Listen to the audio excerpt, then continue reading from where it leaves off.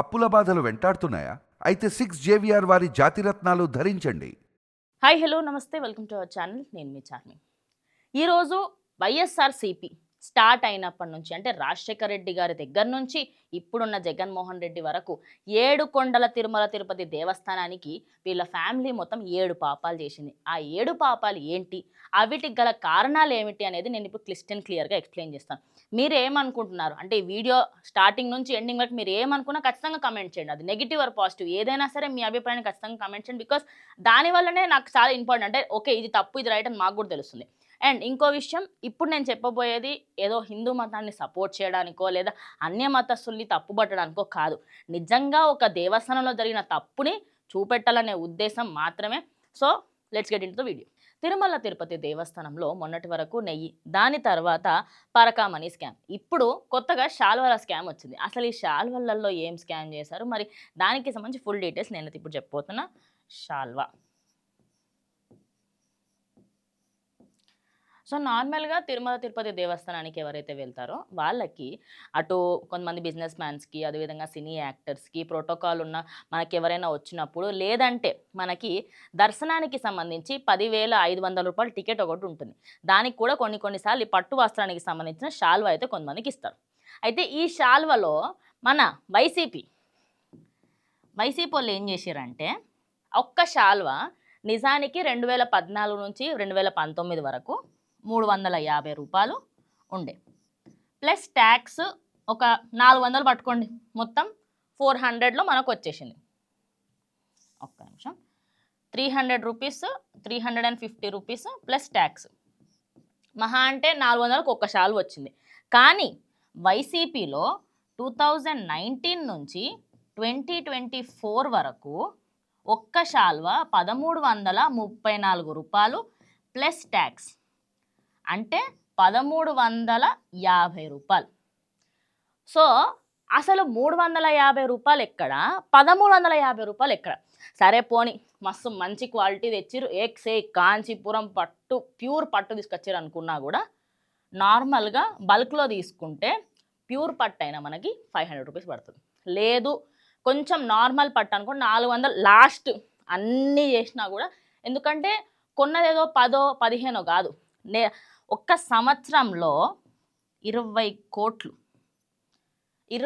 కోట్లకి సంబంధించిన మనీ అంతా ఇన్వెస్ట్ చేసి అన్ని గనం శాల్వాలు కొన్నారు.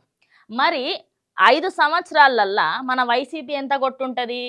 ఇప్పుడు దాని గురించి మాట్లాడదాం. నేను ఎందుకు అది చెప్తున్నా అంటే 500 రూపీస్ అని చెప్పినా కదా, 500 ఈజ్ ద లాస్ట్ అమౌంట్, దానికన్నా మించి అది పోదు ఇంకా. కానీ వీళ్ళు 1350 రూపాయలు పెట్టి పట్టు ఇవ్వలేరు అన్నమాట. పట్టు నో,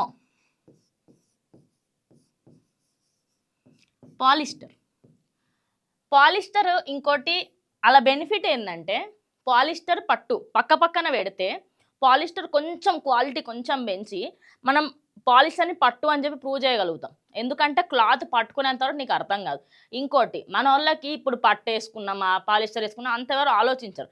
దాన్ని అరుసుగా తీసుకొని వీళ్ళు ఏం చేసిరు, పట్టు ప్లేస్లో పాలిస్టర్ని పెట్టి 1350 రూపాయలు తీసుకున్నారు. అంటే 5 సంవత్సరాలల్లా సంవత్సరానికి 20 కోట్ల రూపాయలంటే 5 × 2 10, అంటే మనకి 5 సంవత్సరాలలో ఒక్క సంవత్సరానికి 20 కోట్లు అంటే 5 సంవత్సరాలకి 100 కోట్లు, పోనీ 80. నిజానికి ఒక శాల్వాల మీద అంటే ఒక మనిషి భక్తుడు వచ్చి దేవుని ప్రసాదం తర్వాత చాలామంది అక్కడికి వచ్చిన సినీ ప్రముఖులు అందరూ ఆ శాల్వాని అక్కడ పండితులు కప్పినప్పుడు చాలా ఆనందంగా ఫీల్ అవుతారు. దాంట్లో స్కామ్ చేశారు చూడండి, ఆహా అసలు రాసి పెట్టుండాలి తెలుసా, అలాంటి స్కాములు చేయడం పెట్టి పుట్టుండాల. సరే ఇప్పుడు ఇదంతా పక్కకు పెట్టి మన 7 కొండలు 7 పాపాలు చేసిండనమాట. ఒక్కొక్క కొండకు ఒక్కొక్క పాపం అన్నట్టు జగన్మోహన్ రెడ్డి ఖాతాలో 7 పాపాలు ఉన్నాయి, ఇంకెక్కువనే ఉన్నాయి. బట్ నేను 7 చెప్తా, అవి ఏందనేది చూద్దాం. ఫస్ట్ నేను ఆ స్కామ్లు ఏందనేది రాస్తా, దాని తర్వాత మీకు అర్థమవుతుంది. Number 1, TTD chairman.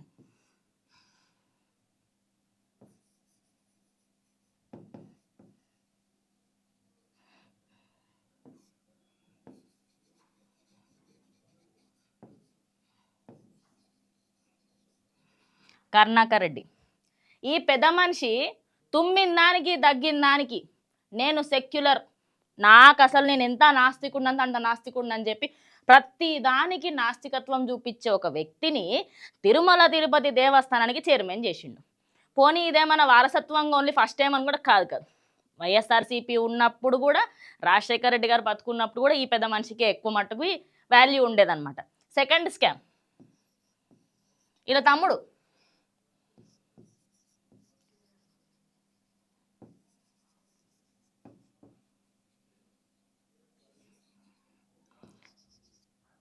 Subrahmanyam Reddy.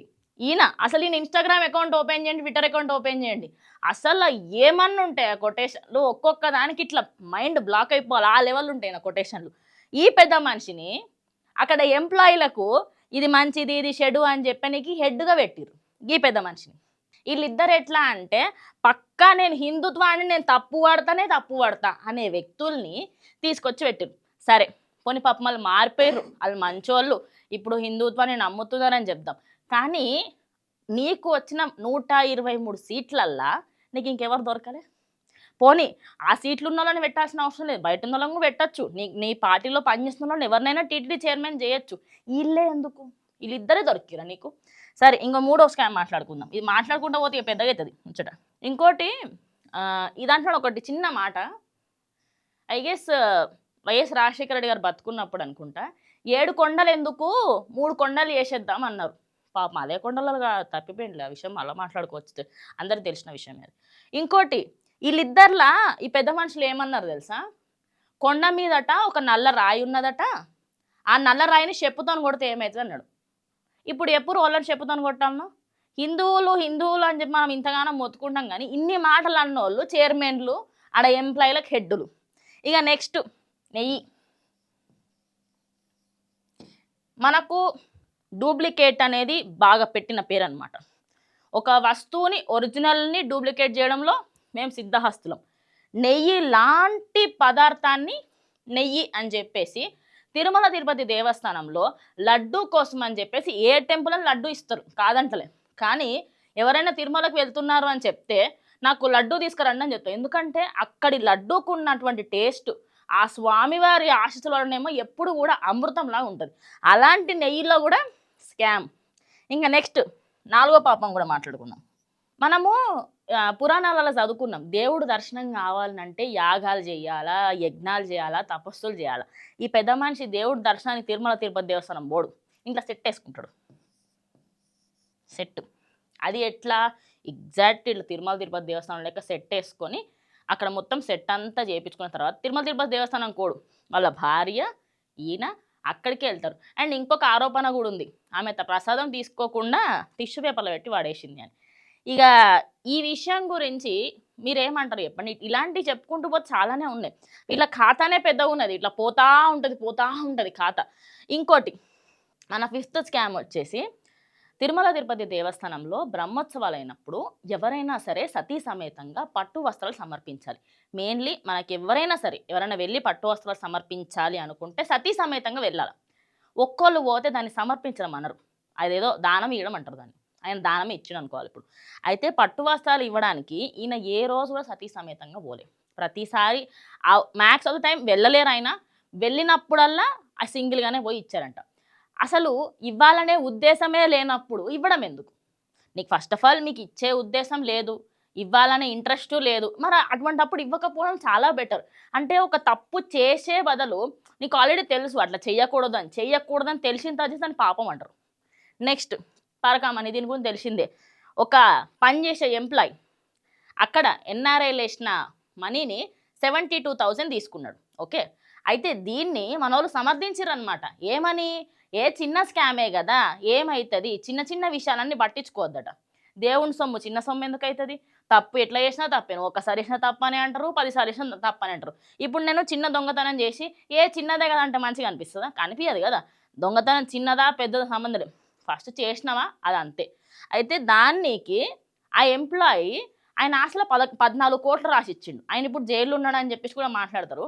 అసలు ఒక సాదాసీదా మనిషి ఆయన జీవితంలో రోజువారు గడవడమే గొప్ప అనుకుంటే ఆయన దగ్గర 14 కోట్లు ఏడికెళ్ళొచ్చినాయి అనేది ఇప్పటికి పెద్ద క్వశ్చన్ మార్క్. నెక్స్ట్ అన్య మతస్థుల్ని పైకి రానివ్వడం. నేను ఇది తప్పుగా అనుకుంటారని తెలుసు చాలా మట్టుకి. కానీ ఒక విషయం చెప్తా.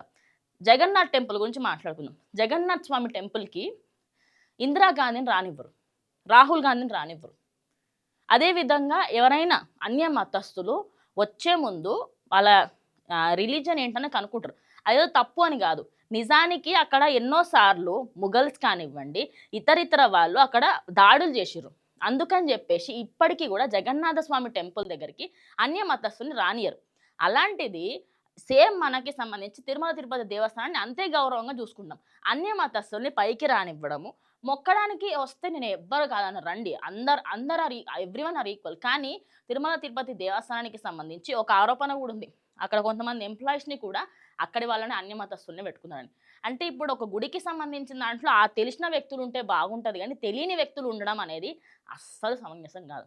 ఇలా చెప్పుకుంటూ పోతే పాపాల చిట్టాలో ఎనిమిదోది యాడయింది ఇప్పుడు.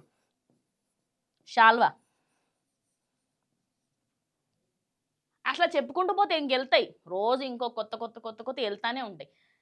అసలు వైఎస్ఆర్‌సీపీ పార్టీ ఉన్నన్ని రోజులు ఈ పార్టీకి సంబంధించిన ప్రతి ఒక్కళ్ళు స్కాములు చేస్తానే ఉన్నారు. డబ్బులు తీసుకుంటున్నారు. ఒకళ్ళేమో స్కూళ్ళల్లో చేస్తారు. ఇంకొకళ్ళేమో ట్రావెల్ ఏజెన్సీలలో చేస్తారు. ఇంకొకళ్ళేమో ఇట్లా గుళ్ళల్లో చేస్తారు. మొత్తానికి వైఎస్ఆర్‌సీపీ 2019 నుంచి 2024 వరకు చేసిన స్కాములన్నిట్లల్లో ఈ శాల్వా స్కామ్ అనేది చాలా మందికి ఆఖరికి గవ్విగూడనా అన్న స్టేజ్‌కొచ్చిర్రు. సో, ప్రజలైతే ఇది విన్నప్పటి నుంచి అసలు ఎందుకు ఇంత దారుణానికి దిగజారిపోయిర్రు అనేదైతే మాట్లాడుతున్నారు.